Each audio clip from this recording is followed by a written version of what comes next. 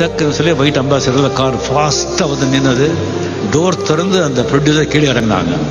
கீழே இறங்கிட்டு எடுத்த உடனே, என்னடா நீ என்ன பெரிய பெரிய பெரிய ஆர்டிஸ்டா, பெரிய ஹீரோவா, இப்போதான் வந்திருக்கேன், 4-5 படம் பண்ணியிருக்கேன், என்ன படம் கொடுக்கல மேக்கப் போட மாட்டியா?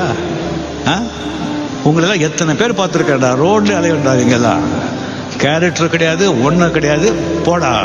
நான் வந்து என்னங்க நீங்க தானே சொன்னீங்க, அதனால நிற்கிறேன் சொன்னா, வீட்டுக்கு போ, கேரக்டர் கிடையாது.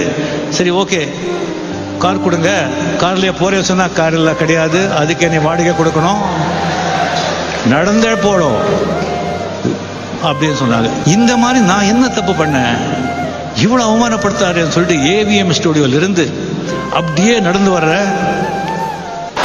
என் மைண்ட்ல எல்லாம் என்ன ஓடுதுன்னா, இதே கோடம்பாக்கம் ரோட்ல ஃபாரின் வண்டி எடுத்துக்கிட்டு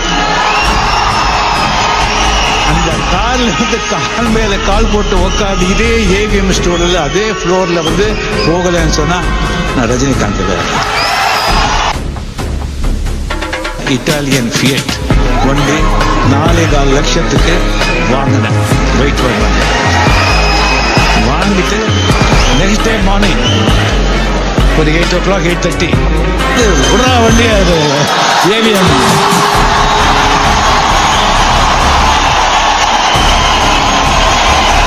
அதே ஃப்ளோர் அந்த ப்ரொடியூசர் வண்டி எங்கே கார் எங்கே அம்பாசிடர் நிற்க வந்தது, அதே அங்கேயே அந்த வண்டி நிற்க வச்சு கீழே இறங்கி 555 சிகரெட்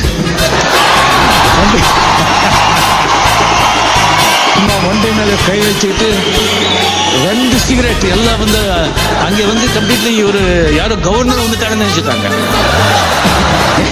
இந்த கம்ப்யூட்டர் கேப் தீபதிச்சுக்கெல்லாம் வந்தோடனே யாரும் வந்துட்டாங்கன்னு சொல்லி பார்த்தா, நாம் வந்து தம்மெல்லாம் அடிச்சுட்டு எல்லா இடத்த பார்த்து கேபி சார் ஆழ்வார்பேட்டுக்கு